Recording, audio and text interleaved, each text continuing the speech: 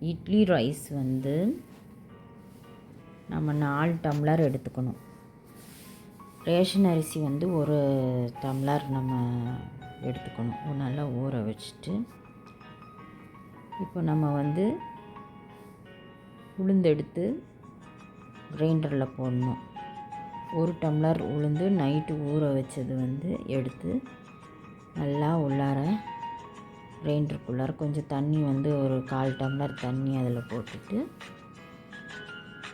அதில் நல்லா போடணும். தண்ணி வந்து 1 டம்ளர் ஃபுல்லாக அப்படியே ஊற்றிடாமல் நம்ம என்ன பண்ணணும், கொஞ்சம் கொஞ்சமாக ஊற்றணும். அப்புறம் சுற்றிலையும் நம்ம வந்து அந்த உளுந்து வந்து நல்லா தள்ளி விடணும். எடுத்து தள்ளி விடணும். கொஞ்சம் கொஞ்சமாக தண்ணி ஊற்றணும்.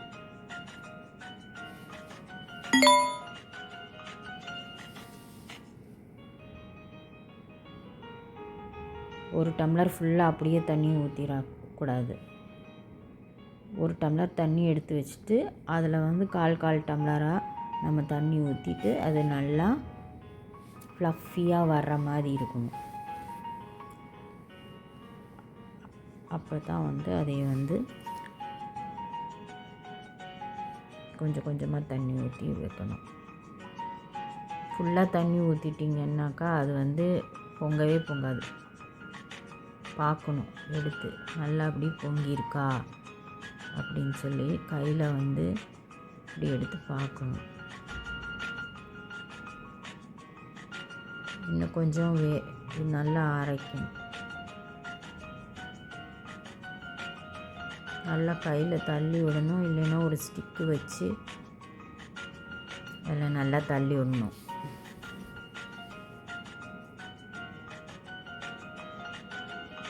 தண்ணி வந்து கொஞ்சம் கொஞ்சமாக ஊற்றிக்கணும்.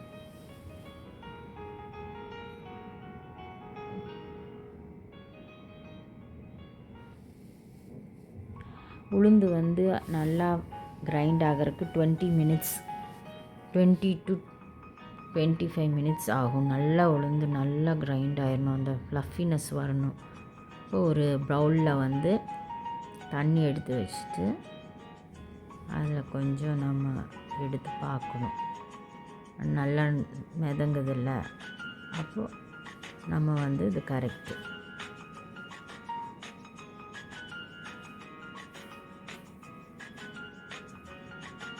அப்படியே வச்சுக்கணும். இப்போ நம்ம வந்து உளுந்தை வந்து ஒரு பவுலில் வந்து எடுக்கணும். ஒரு வெசலில் அதை வந்து நம்ம கிரைண்டர் ஓடிட்டே நம்ம எடுத்தோம்னா நமக்கு ரொம்ப ஈஸியாக இருக்கும் எடுக்கிறதுக்கு. நம்ம கிரைண்டர் ஸ்டாப் பண்ணி வச்சுட்டு நம்ம பண்ணோம்னா நமக்கு பிடிக்காது, இரிட்டேட்டிங்காக இருக்கும். அதனால் நம்ம வந்து கிரைண்டர் ஓடும்போதே, ஏன்னா நம்ம ரொம்ப தண்ணி ஊற்றுறது இல்லைல்ல, அதனால் சீக்கிரமாக எடுத்துடலாம். நம்ம வந்து அந்த கிரைண்டரில் இருந்து இந்த இது வந்து எடுத்துடலாம். ஃபஸ்ட்டு வந்து நம்ம இந்த உளுந்தை வந்து ஆட்டிட்டோம்னா நமக்கு வந்து கழுவுற வேலை மிச்சம். இல்லை ஃபஸ்ட்டு நம்ம ரைஸை போட்டுட்டு அதுக்கப்புறம் உளுந்து போட்டோம்னா ரைஸு நல்லா க்ளீன் பண்ணிவிட்டு தண்ணி ஊற்றி க்ளீன் பண்ணிவிட்டு அப்புறம் தான் வந்து நம்ம வந்து உளுந்து போடணும். அதனால் நம்ம ஃபஸ்ட்டு வந்து உளுந்து போட்டு ஆட்டிடணும். நீங்கள் வேணும்னா நீங்கள் வந்து ஃப்ரிட்ஜ் வாட்டர் கொஞ்சம் எடுத்து வச்சிட்டிங்கன்னா அதுலேயே நம்ம வந்து மாவாட்டிக்கலாம், நல்லாயிருக்கும்.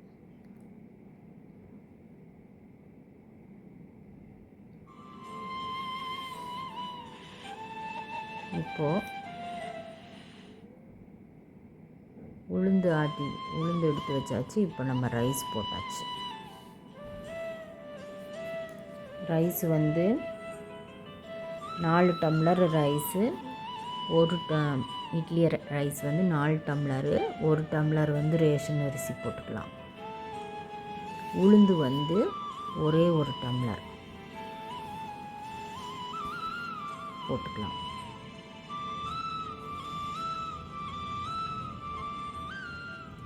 கொஞ்சம் ஒரு 1/2 ஸ்பூன் வெந்தயம் எடுத்து உளுந்து கூட நம்ம போட்டுட்டு ஆட்டிடணும். ஒரு 1/2 ஸ்பூன் தான் போடணும். நிறைய போட்டோம்னா இட்லி வந்து எல்லோ கலர் ஆயிரும். அதனால் 1/2 ஸ்பூன் போட்டால் போதும் இந்த ப்ரொப்போர்ஷனுக்கு. அதாவது 4 டம்ளர் வந்து idli rice, 1 tumbler ration rice போட்டுக்கலாம். 1 டம்ளர் வந்து இதுக்கு 1 டம்ளர் வந்து உளுந்து போட்டுக்கலாம். சுற்றிலையும் நம்ம வந்து தண்ணி ஊற்றி அது க்ளீனாக ஆட்டி வச்சிடலாம்.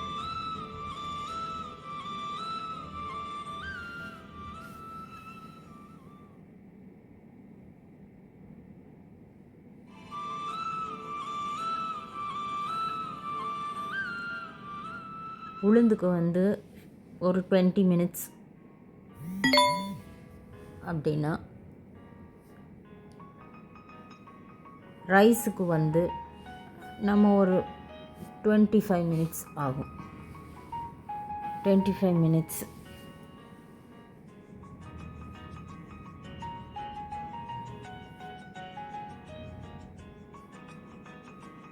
ரெண்டுமே தனித்தனியாக நம்ம போட்டு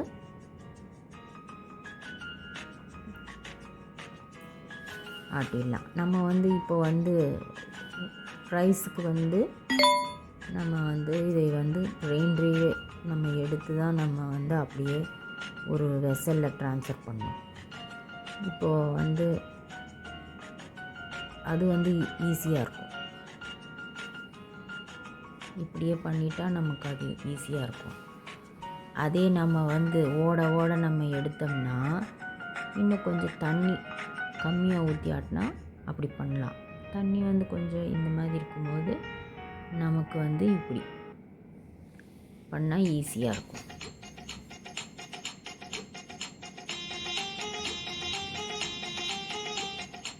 ஃபுல்லாக நீட்டாக எடுத்துடணும். ஃபுல்லாகவே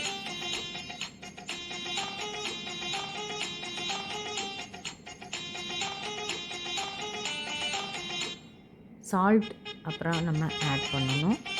சால்ட்டு வந்து இதுக்கு வந்து ஒரு 3 to 4 டேபிள் ஸ்பூன் போடலாம். 2, 3 இந்த 3 டேபிள் ஸ்பூன் ஆஃப் சால்ட்டை வந்து அதில் போட்டு நல்லா கல்லுப்பு எடுத்துக்கலாம். நம்ம கல்லுப்பு எடுத்து நல்லா அதில் போட்டு நல்லா வந்து இந்த உள்ளுக்குள்ளே அந்த மாவெல்லாம் இருக்கும்ல, அதில் ஃபுல்லாக மாவு அந்த உளுந்து மாவு ரெண்டுமே நல்லா மிக்ஸ் பண்ணணும் நம்ம கையில். அது நல்லா மிக்ஸ் பண்ணால் தான் நமக்கு வந்து, இல்லைனாக்கா அந்த சால்ட்டு வந்து ஒரு இடத்துல மட்டும் இருக்கும். அதனால் நல்லா அதை வந்து சால்ட்டை வந்து கலக்கணும்.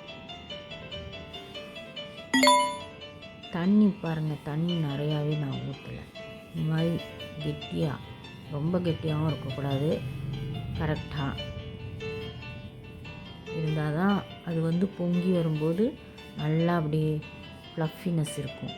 நம்ம தண்ணியாட்டம் ஊற்றிட்டோம்னா அப்புறம் அதில் வந்து நமக்கு இட்லி சாப்பிடும்போது கொஞ்சம் நொசான்னு இருக்க மாதிரி இருக்கும்ல, அது வந்து நல்லா இருக்காது. இப்போ இட்லி ரைஸ் வந்து கொஞ்சம் நறுன்னு இல்லை, ரொம்பவும் இருக்கக்கூடாது. அப்போ இந்த சின்ன நல்லா இருக்காது. நைஸுக்கு ஒரு கொஞ்சம் முன்னாடி எடுத்துடணும். நைஸ் ஆகிறதுக்கு கொஞ்சம் முன்னாடி எடுத்துடணும். கொஞ்சம் நறுங்கிறது லைட்டாக நறுன்னு இருக்கணும். அதாவது நைஸ் தான், ரொம்ப நைஸாக இருக்கக்கூடாது. இந்த மாதிரி நம்ம வந்து இட்லி ஆட்டணும். இட்லி அந்த ரைஸ்க்கு மாவுக்கு அந்த கன்சிஸ்டன்சியில் நம்ம வந்து இது பண்ணணும், ஆட்டணும். உப்பெல்லாம் போட்டு நல்லா கலக்கி விட்டு நல்லா கலந்து வச்சதுன்னா அப்புறம் நம்ம வந்து அதை வந்து